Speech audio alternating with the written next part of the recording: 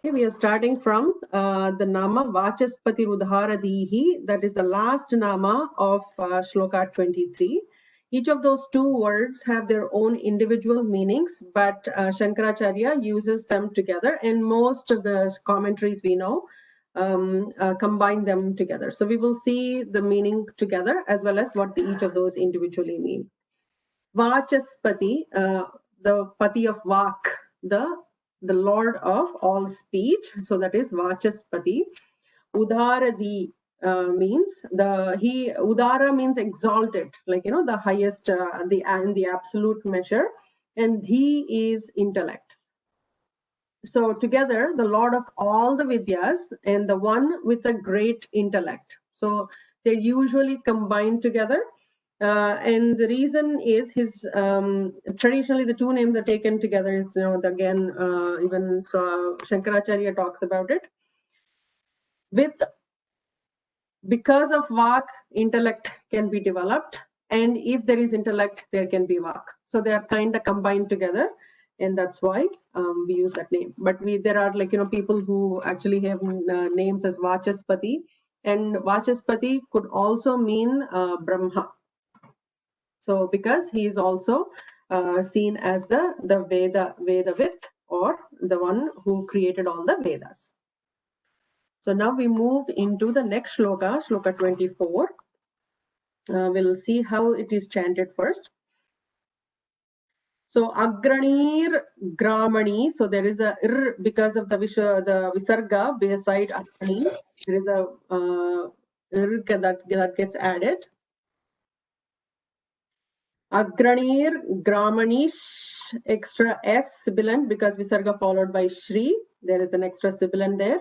Shriman, Nyayo, Neta, Samiranaha, Sahasramurtha. The dha there is Mahaprana. Vishwatma, Sahasrakshas, because there is an extra Visarga followed by Sa. There is an extra Sa there. Sahasrakshas, Sahasrapat. Okay, we'll look at the number of namas here. So Agrani is one nama, Gramanis, Shriman, Nyayaha, Neta, Samiranaha, Sahasramurtha, Vishwatma, Sahasraksha, Sahasrapat. So there are 4 namas in the second line, and in the first one, 1, 2, 3, 4, 5, 6 lines, 6 namas. So there are 10 namas in this shloka. Who would like to chant this one with me? I can do, Guruji. Good morning. Good morning. So we'll do the full lines, Lataji. Okay. Yeah. So there's some background noise. Gomati ji, could you mute yourself? Thank you. Oh my God. Okay, we'll get started. Agrani Gramani Srimanyayo Neta Samiranaha. Agrani, Gramani. I mean, can you do once more? There's some background noise on your end, Lataji. Yeah. Can I just close it? Okay. 1 minute, Guruji. I'll just switch it. Yeah, can you just repeat it? Sure. Agrani Gramani Srimanyayo Neta Samiranaha. Agrani, Gramani, Nyayo, Neta. Shriman, you're missing Shriman. Okay. Agrani, Gramani, Shriman, Nyayo, Neta, Samirahana. Samiranaha. Samirahanaha. Sahasramurtha Vishwatma. Sahasramurtha Vishwatma. Sahasrakshas Sahasrapat. Rakshas Sahasrapat. Yeah, so we'll try to do the full shloka. Okay. Agranir Gramani Shrimanyayo Neta Samiranaha Sahasramurtha Vishwatma Sahasrakshas Sahasrapat.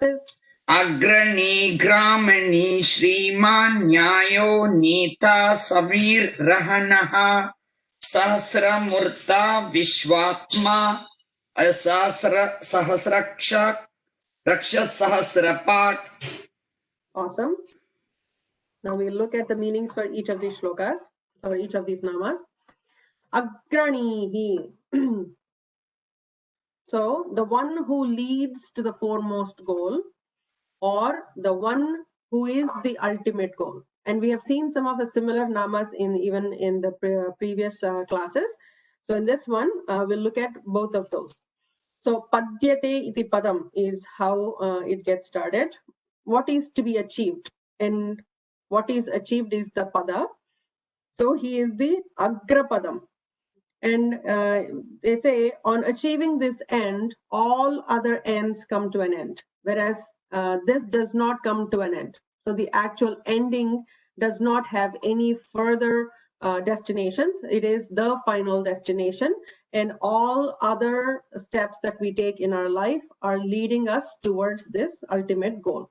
On achieving this, there is krita krityata, or a sense of fulfillment, is how it is described. So that is one nama. So it is talking about one first, again, I'll be reiterating this a few times. We are given a human life, and like many of us would be spending this in the regular activities, like sleep, eat, entertain ourselves. And any pujas or anything that we do is to make sure that these go well. So, I need to have more money so I can actually have a better enjoyment in life, or I can just buy a house, which is also like the enjoyment. So most of the activities fall in the place of, when we talk about the purusharthas, dharma, artha, kama, moksha, we are only talking about artha and kama most of the times, and dharma sometimes comes in between, like, it's flexible. And then moksha is for a later time. I'm too young for moksha. So this is the general feeling. But what our Vedanta says is, first follow dharma and ensure that your artha and kama, dharma, artha, kama, are taken care of. But know that all of these, if you do it with dharma, they will all lead you to moksha. So that mumukshutvam is an important attribute that should start from a very young age. It is not something to be achieved at a later time, because who knows how much later time is left. And from mumukshutvam comes this quality called jignasu. And they say jignasu is the person that has jignasa. Jignasa means the inquisitiveness to learn on what is beyond all of this that we see around us. So Bhagavan helps us through these, he takes us through this path. So they say, therefore, mumukshun agram padam nayati iti agranihi. So the Lord is agrani because he leads those interested in moksha towards the ultimate goal, which is, again, the ultimate goal is nothing but him. So that's the meaning for agranihi. Now we'll look at gramani, the one who is the leader of all beings. So grama means a group. So, and bhutas could mean two different meanings. One is the panchabhutas, and the other bhutas is beings, living beings. So Bhagavan is the lord of, or leader of, all the groups, all the beings. And we talk about whether the groups are like, he is the lord of all the panchabhutas, because from him came all the panchabhutas. And even Veda says that so many times. And he is the lord of all bhutas. And we have seen previous namas like Adi Bhuta, and there are so many other namas that come in Vishnu Sahasranama, where he is the first being, and he gave he created the universe and gave birth to all the other beings. And may these be panchabhutas, or the Jnanendriyas, the Karmendriyas, all the tattvas and all the existence that came from him. So he is Gramani. The next nama is Shriman. Shriman is actually a beautiful nama. It appears four times in Vishnu Sahasranamam. The first time we have already seen twice, and this is the third time. The first time we've seen it as, and Shankaracharya provides different meanings for each of these. So the first time we've seen it as the one who possesses Shri, the one who is wealth and prosperity himself. And now we are looking at the third meaning, and the fourth meaning will come in the 613th nama, where he is the Lord of Shri, the mother. So in this scenario, Shri is, the synonym that's given for Shri is Kanti, or so it says Sarvatishaya Shayita Asyeti Shriman. So the Bhagavan who gives radiance to everything else. He enlivens and gives radiance to everything else. And therefore, he is Shriman. So it says being endowed with Shri, that is Kanti, radiance is Shriman. And the radiance of Bhagavan excels that of everything else. And because it is in the form of shining Chaitanam, the Chit Shakti, that shines from within him, or he is the Chit Shakti himself, and it shines from within us. So the one who gives that Chit Shakti to all of us, or enlivens all of us. Therefore, he is Shriman. And there are Bijaksharas in all of this, which I'm not going to go into, because usually, one thing I have to mention, there are two different ways that Veda says. There is Jnaya Brahmam, and then Upasana, sorry, I'm missing the word, Upasana Brahmam. Jnaya Brahmam is one who needs to be understood using the Vedanta and what Vedanta has given us, using the Vedas, the knowledge that is provided to us. He is to be known, to be gained knowledge about. Whereas Upasana Brahmam is something that we do with dhyana and japa. So Upasana Brahmam is again achieved with three things, they say. One is through Divya Mangala Swarupa. We are doing a Saguna Rupa Upasana. So that is through dhyana, we do that. The second option is do mantra japam, so through mantra. And the third one is through Kundalini, through observance of how things are running within our own body, how this machine works, and what is actually running that machine, which is the Kundalini Shakti. So there are three of these, Upasaya Brahmam and Jnaya Brahmam. Vishnu Sahasranamam is the primary motive is to understand the Jnaya Brahmam, which is it tells us what is in the Vedas, what is in the Vedanta, what is in the Upanishads, and it makes us to think. It is to be contemplated upon and not merely seen as, oh, I'm not hearing or seeing and I've mentioned it previously too. 80% of the namas in Vishnu Sahasranamam are the Nirguna Rupam, and there are a few Chaturbahus, Chaturgatihi, those some of those namas we see as the Saguna Brahma Swarupam. So contemplate on each of those namas. So we may be going faster because we have some primer coming from Bhagavad Gita classes. So usually run a little faster with Vishnu Sahasranamam. Know that Vishnu Sahasranamam is a lot more difficult to understand and contemplate on and comprehend than Lalita Sahasranamam, where it is a little easier. So that's the reason why I don't go into the Bijaksharas and other mantra rupas of Vishnu Sahasranamam. It is to be understood. It is to be known. Okay. The next nama is Nyayaha, the one who is in the form of reasoning. So there are two meanings. One, the regional languages that we use. There is this usage of Nyaya, which means the law to some degree. So you can take it as that he is the law himself. But Nyaya Shastram in our the Vedic age means there is a whole shastra on giving reasoning or rationale. But there is the more important one, the third meaning for this is he is the substantive reality of everything that exists. And so Shankaracharya provides some beautiful commentary on this elsewhere, not in Vishnu Sahasranamam Bhashyam. So I thought I'll just bring that to you. We talk about gold and ornaments, right? And we say there is a gold chain. The chain is golden, is what we say. So if we think of it from a grammatical standpoint, we are saying the chain is the reality and golden is only an adjective to the reality. But that is wrong. We know that there is no chain without the existence of gold.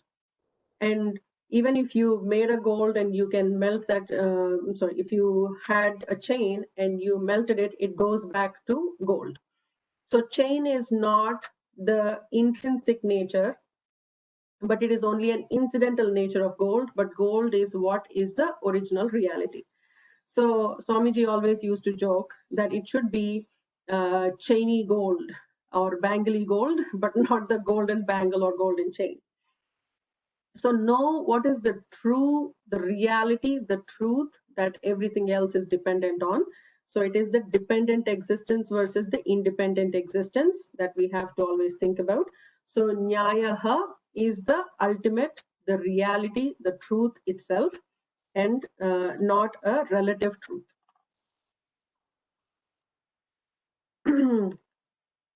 And here actually Swamiji gives an extension to connect with Purnamada Purnamidam, where even if you took something out of the gold, it's still going to, like, if you say, okay, I have this bar of gold that I made a ornament to, 3 or 4 different ornaments with, the gold has not distributed itself into those ornaments.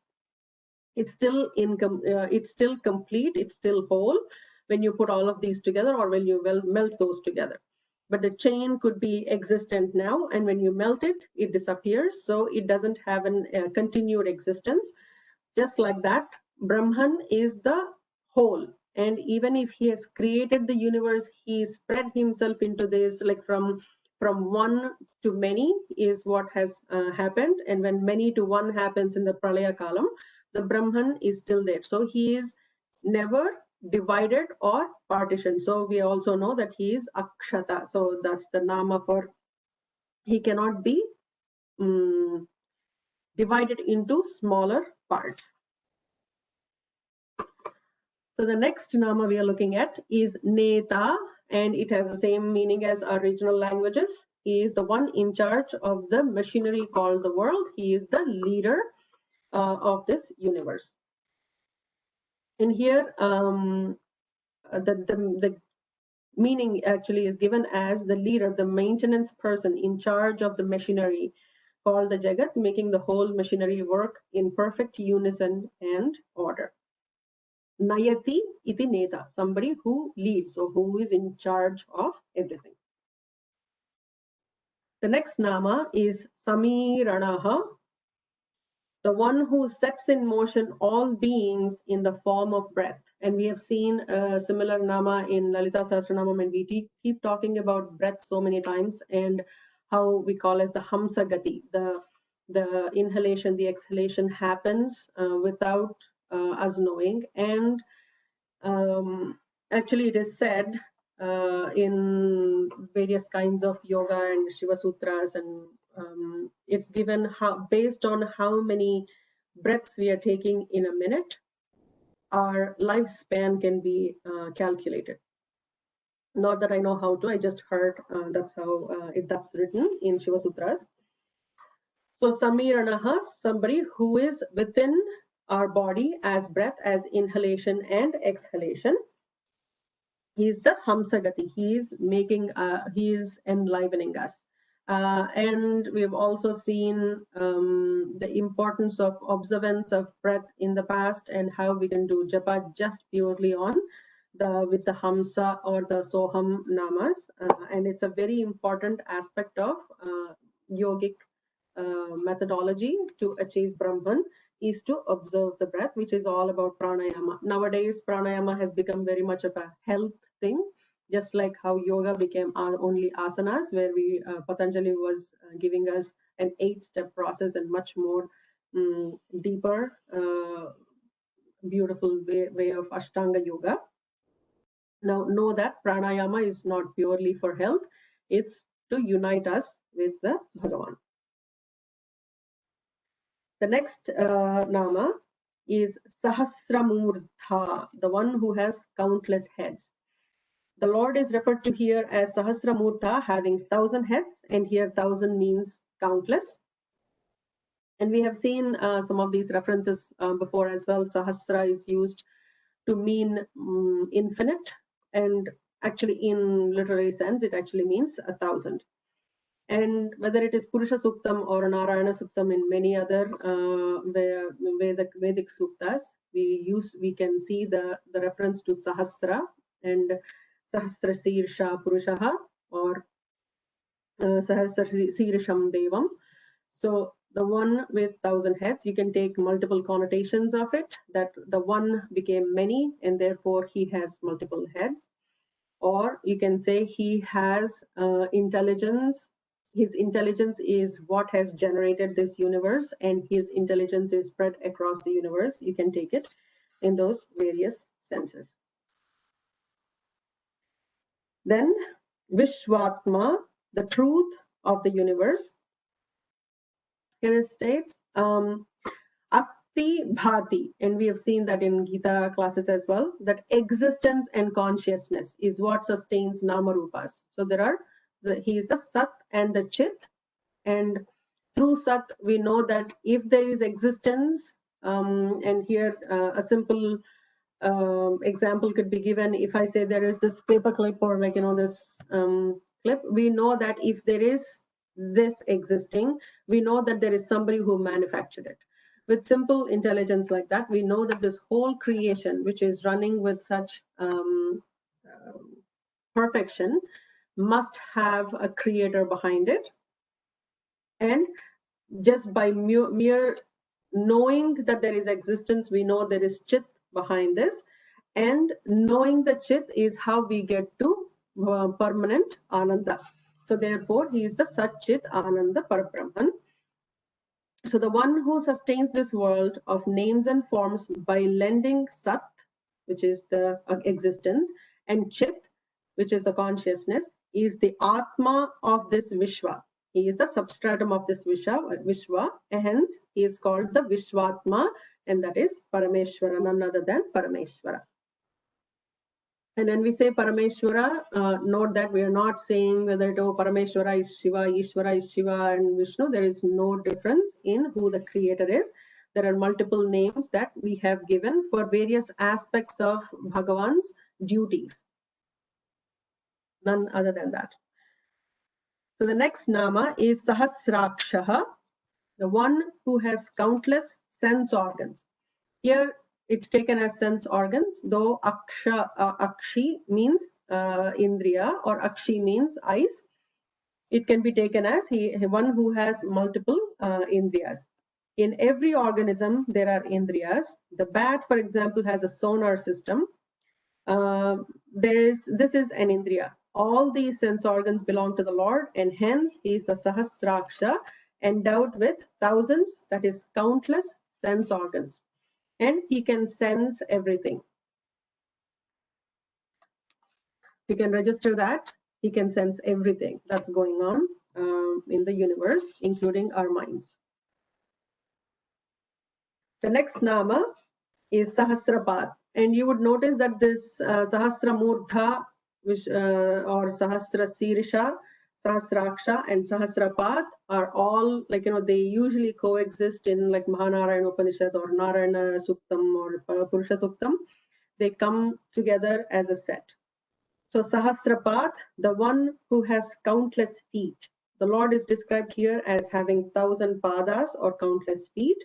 Feet stand for organs of action. So previously when we were saying Sahasraksha, he has countless Jnanendriyas. Now with Sahasrapat, we are saying he has countless Karmendriyas. So the Purusha Sukta describes Virat Purusha as Sahasrasirsha Purushaha, Sahasraksha Sahasrapat. The Purusha is 1,000-headed, 1,000-eyed, and 1,000-footed. This is the Purna Purusha, who is the manifest in the form of the whole world. Any thoughts so far, or shall we go to the next shloka? Let me know if I'm going too fast or too slow. Ultimately, this is your time. So I'll just adjust and accommodate to what you guys need. So the next shloka, we'll break that first. Avartanaha. And here, because of Sandhi, it becomes Avartano Nivrittatma. Notice that many people do a minor mistake of calling it Nivrittatma, but it is Nivritta Atma. So there is an emphasis on ta. Nivrittatma Samvritaha Sampramardhanaha. Visarga after Samvritaha followed by sa. We know there is an extra sibilant there. So it will be Samvritas Sampramardhanaha. Sorry, Sampramardhanaha, the regular Alpa Pranada. Aha Samvartako. Ahaha Samvartakaha. Again, with the next Visarga followed by sibilant will become Ahas Samvartako. Vanhi. And some pronunciation, including Telugu, my regional language, we pronounce it as Vatni. Ha comes first, but it should be Vanhi. Vanhihi, Anilo, Dharani, Dharaha are the namas. So,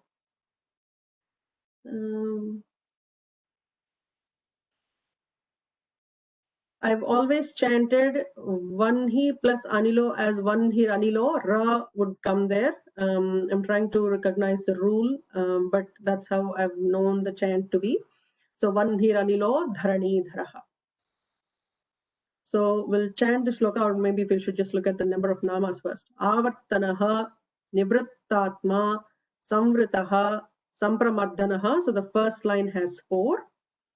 Ahaha, Samvartakaha, Vanhihi, Anilaha, Dharanidaraha. So the second line has 5 namas. Who would like to chant the shloka with me? Let me do it. Awesome. So we'll do the first line first. Okay. Avartano Nivrittatma Samvritas Sampramardhanaha. Avartano Nivrittatma Sampramardhanaha. We'll try again. And Nivrittatma has to be emphasized ta. Okay. Avartano Nivrittatma Samvritas Sampramardhanaha. Avardhano Nivrittatma Samvritaha Sampramardhanaha. So we'll probably do quartets. Sorry, Gomati ji. Nivritta has to be double emphasized. Avartano Yes, okay. Nivrittatma. Avartano Nivrittatma. Avartano Nivrittatma. Samvritas Sampramardhanaha. Sampramardhanaha. Sampramardhanaha. Sampramardhanaha. Okay. Yeah. Next line. Asamvartako vanhi. Ahat samvartako vahni. It should be pronounced vanhi. V-A, it's written as V-A-H-N-I, just like Brahma. The H is put first. We'll pronounce it as vanhi. Okay. Ahasamvartako vanhi. Ahat samvartako vanhi. Ranilo dharani dharaha.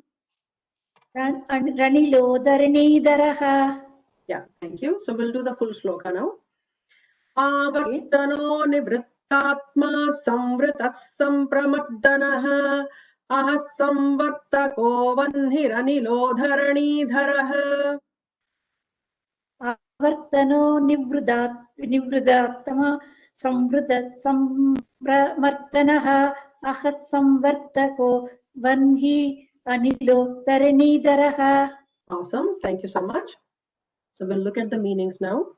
Avartanaha, the one who causes the cycle of samsara to turn. And you would wonder, like, why would he do it? Like, why does he have to make this, cause this cycle of samsara at all?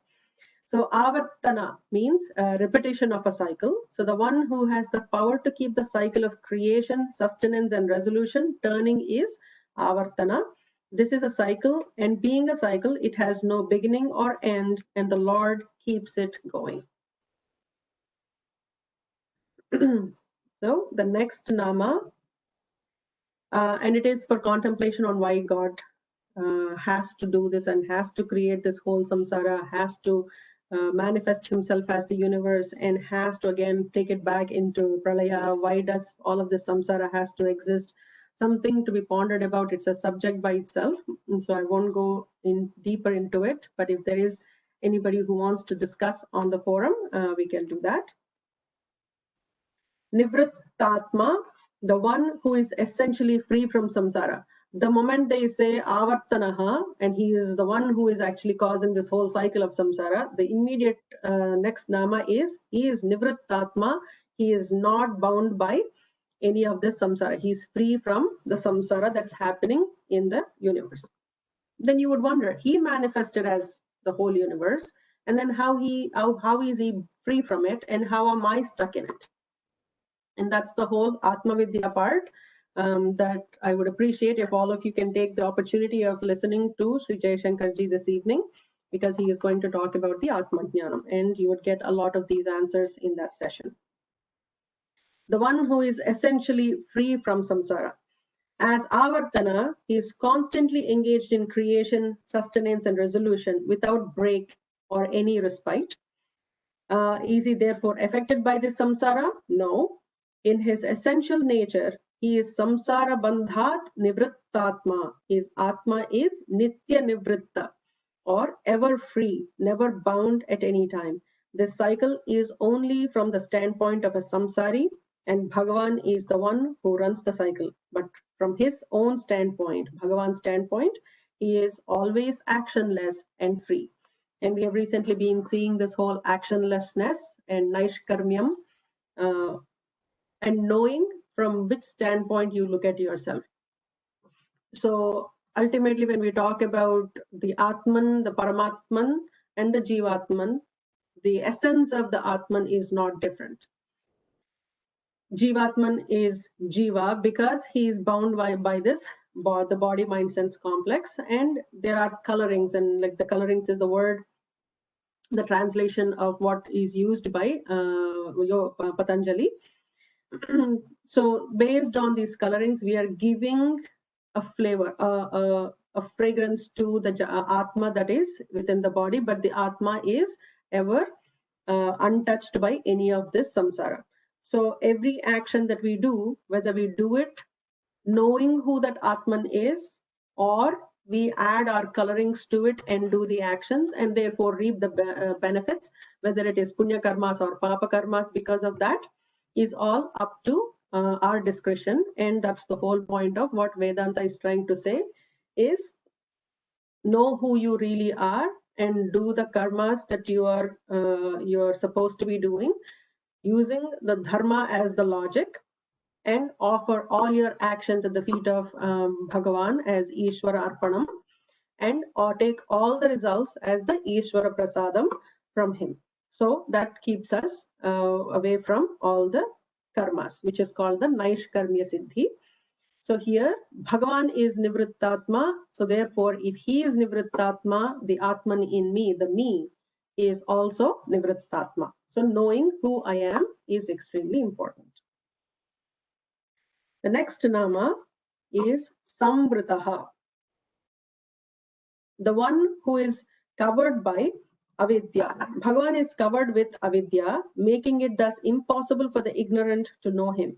If Bhagavan is Nivrittatma, he is the very Atma of yourself also, then there is only one Atma which is limitless and it is always free from samsara.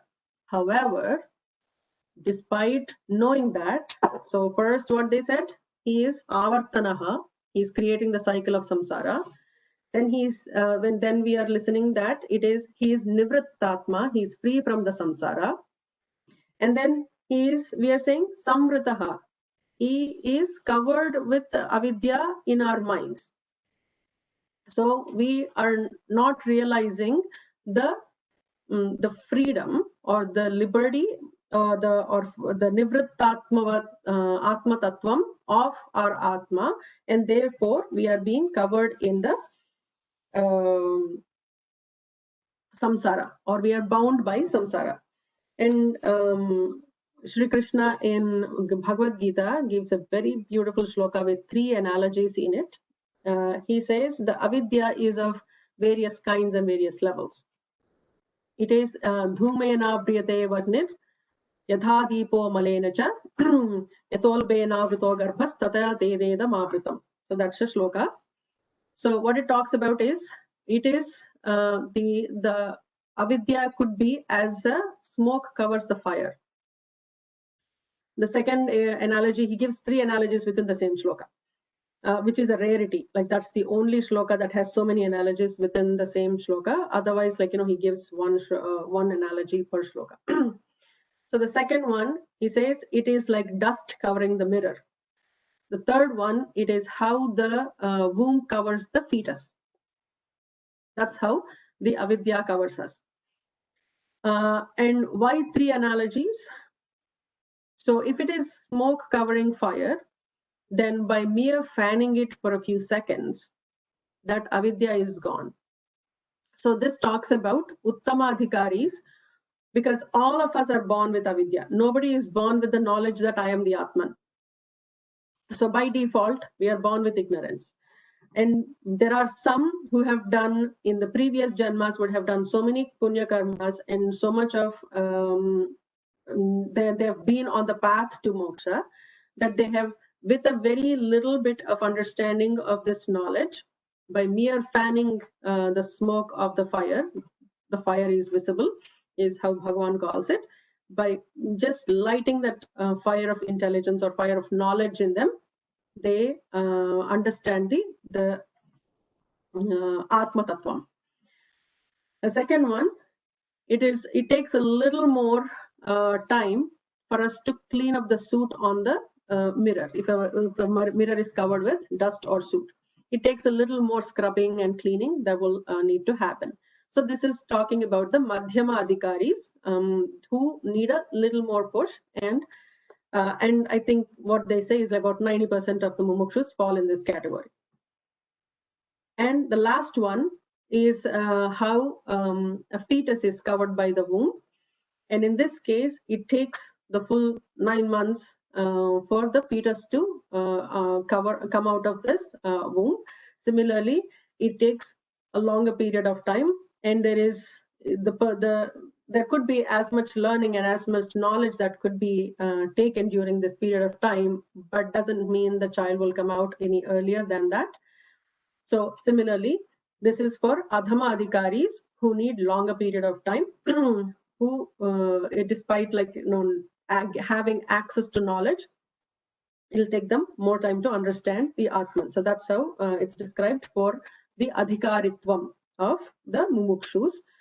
So what we are saying is, this nama, go ahead. Can you tell me what was the first one? The second was Madhyama. No, the Madhyama Adhigaris, and the first Adhigaris were like Uttama Adhigaris. Thank you. Guruji, can you given? Where is this given, Sriji? I don't recollect exactly which shloka. If anybody remembers the number. Oh, you said is it Shankara? Yeah, it's in Bhagavad Gita. I don't remember the chapter and. Oh, okay. It's from Bhagavad Gita. I could quickly look it up. You may not be here.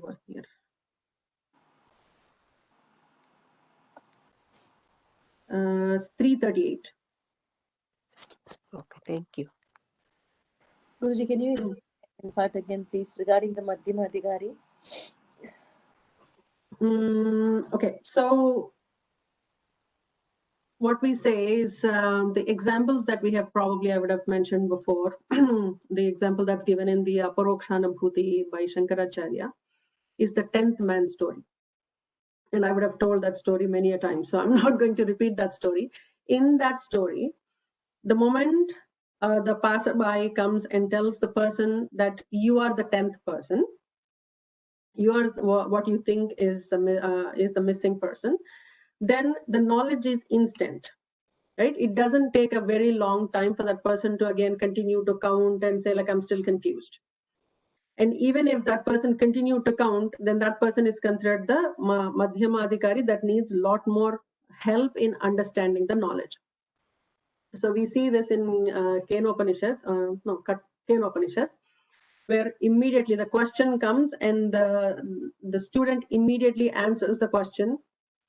And that's it. He says, and the Guruji there says, he gives like a very tricky answer to the question and says, anybody who understood this can leave. They understood the whole knowledge. They got the theory of everything.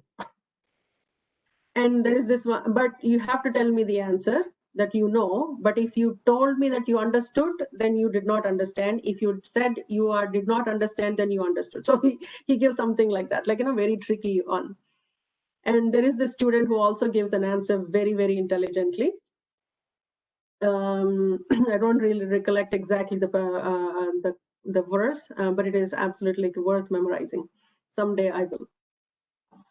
So the Madhyamadhikaris require a little more understanding. If somebody comes and tells us, oh, you are the Atman, therefore you should be out of samsara, you are just living in samsara, merely because of your avidya, otherwise you don't need to. You are born free, and you are the Satchidatman Brahman. The moment that person understands it, they are the Uttamadhikaris. And some people don't even need gurus, like, Ramana, for example, we talk about Ramana Maharshi, who did not have a guru and who has done all the seeking all the knowledge probably in the previous janmas. And similarly, our Shankaracharya, who left for taking sannyasa at the age of 6 or 7.